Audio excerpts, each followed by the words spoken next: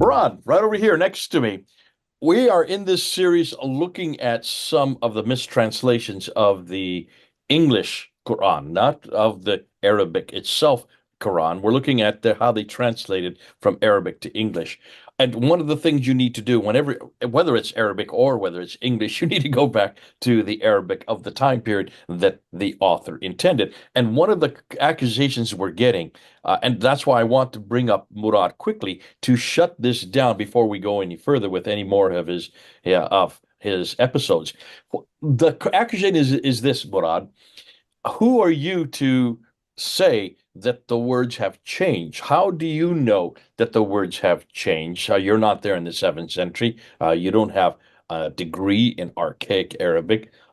So, what gives you the right to say that this is what it used to be and now this is what it is today? Uh, Obviously, this is a question that not everybody's asking, just a few. Could you shut this argument down and help people realize that you are qualified, that this is something you have been working on for 5 years? Go ahead, tell the people what is it and where is it you get your authority from? Well, thank you very much, Dr. Smith, for having me once again. If the question is, am I qualified, meaning did I graduate from Al Azhar or Al Zaytuna or these places where you actually get a degree in Islamic studies, which is from the ninth century understanding, then in this I am not that qualified. And I am grateful for that because I am not poisoned by the standard Islamic narrative. But how did I like, how did I pinpoint the Arabic words in the Quran and say with confidence that it means this and not that? Is the criteria is that I have checked the word in the Quran in every single context, in every single verse. This gives you a very powerful insight into what the Quran actually means. For example, when I talked about the word ayah, and the Quran says ayah, you can build it. It's something that you can build on the road. Then automatically you have to know that this is something tangible that you can touch.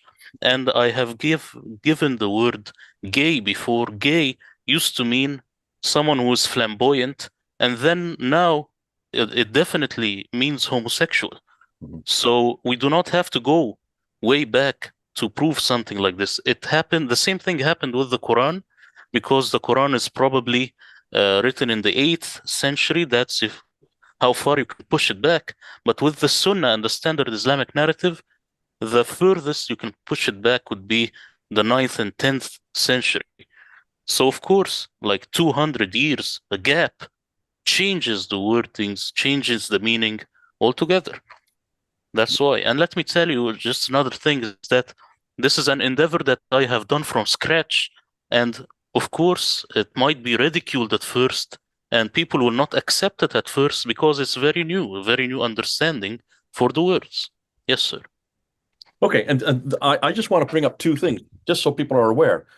Almost everyone that is criticizing Murad, and really there are only very few. If you look at the comments, the vast 99% of the people are in favor of what you're doing. I think because it is so new, and also because you are coming up with very reasonable responses. You are actually showing, and once you look at the words and you compare them with other contexts where those words are used in other parts of the Quran, you can see there's not a consistency. But here's what's interesting.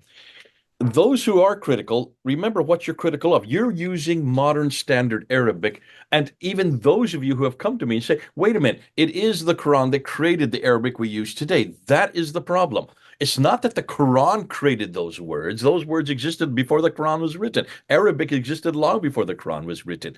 It's that the words that are in the Quran have been codified and have been given their meaning by the standard Islamic narrative, by the Muslims who've come after the Quran was written. They were the ones that imposed their views on what this word meant in that context, in that verse.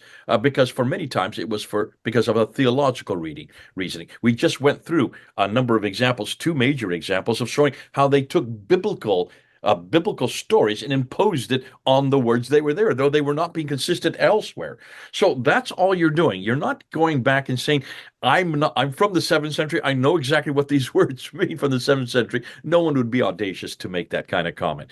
You're saying, no, there is a bias, there is an imposition that today people aren't aware of because of the fact that any time you look at the Quran, even in Arabic, the way you read it in Arabic has a bias imposed onto it by the scholars from the 9th, 10th, and 11th century.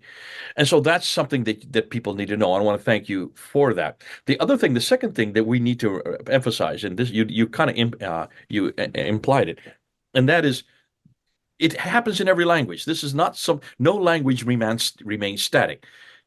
Words change depending on not only the context of the historical context, it depends on the choices people make. You gave a great example of gay, what it used to be when I was growing up, and what the word gay means today.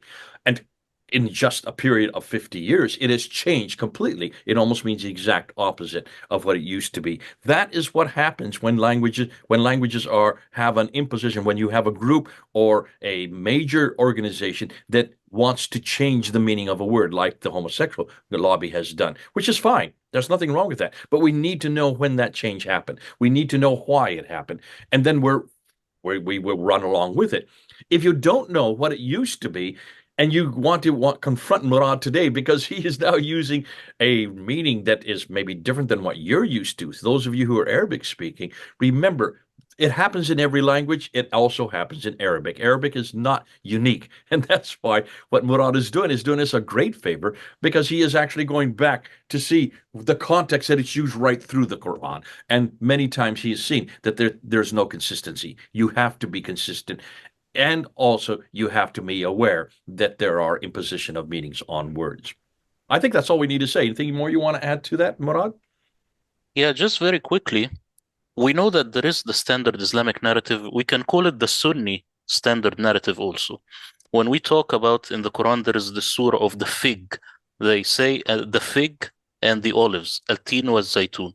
You know what they say it in the Shia narrative and how they put it in the English? The fig and the zaytun would be Al-Hasan and Hussein. Okay. And this is anti-linguistics. Of course, the Quran never says that. Yeah. So this is all over the Quran, whether Sunni or Shia. And then it got into the language we are used to today. So we assume that what we know today, it is what the Quran meant back in the day, which is of course wrong. Yeah. That's the idea. Great stuff. Good stuff. Thanks for that. Even the way the Sunnis and the Shiites read words or way they interpret those words is going to be different. We have the same thing in Christianity. We have in the Greek, John chapter 1, verse 1, it says ho theos, which means the God, which means God, the definite article. But if you go to a New World Translation today, which is the Jehovah Witnesses, though it says ho theos there in the Greek, they've just translated a God, not the God, but a God. So you can see this is going on even in Greek with English translations. Why are we surprised it's not happening also in Arabic with English translations? Okay, good stuff. Thank you so much. And that should calm this discussion down and help people understand that you know what you're doing, and you've done this for a reason, and you've taken 5 years to be systematic and painstakingly accurate. So that what you do put out there, now remember, these are white papers. We understand that. This is what your belief is. Come back on us. You've got the comments right below. See if you agree or disagree. We want to hear what you're going to say, and Murad will be watching those comments. But up till now, Murad, you've been doing a great job, and most people are right on board with you. God bless you. Thanks so much. Thank you very much, sir. This is Jay and Murad. Over now.